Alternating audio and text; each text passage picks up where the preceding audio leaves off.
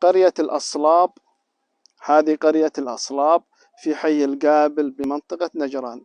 ومن هذا الموقع اللي أنا فيه الآن واقف، قبل 40 سنة أقيم هنا احتفال بالحارث بن كعب للتراث الشعبي. التقينا بأحد منسقين الحفل وتحدث لنا كيف تم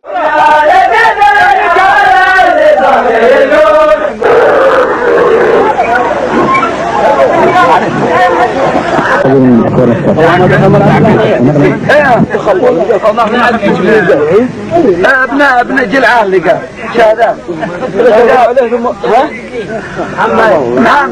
الحفل هذا حفل تراثي.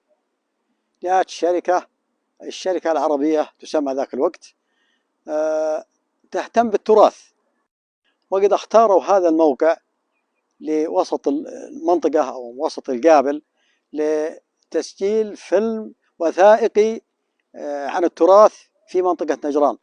طبعا اختير هذا المكان على أساس أنه يسجل لوحة خلفية للتسجيل من المباني أو الدروب الخلفية في الظهر، فتكون لوحة تمثل التراث النجراني. في أي سنة؟ والله يحضرني كم سنة، لأنه يعني من قبل حوالي 40 سنة. الحفل كم كان مدته؟ يوم، يومين، كم بالضبط؟ لا أبدا، كان يوم، بس كان يوم حافل، كان يوم من الصباح إلى حتى بعد الظهر، وكان يتخلله بعض الزوامل وبعض الرزفات الشعبية وبعض الأشعار، وحضره عدد كبير من رجال يام وأبناء المنطقة بشكل عام. كان كل الناس كانوا مسرورين كل السرور من هذا الحفل ومن هذا الموقع، وكانوا يشيدون به جميعا. ونجران واحد من شرقه إلى غربه ومن شماله جنوبه، عاداتهم وتقاليدهم رجال يام واحدة.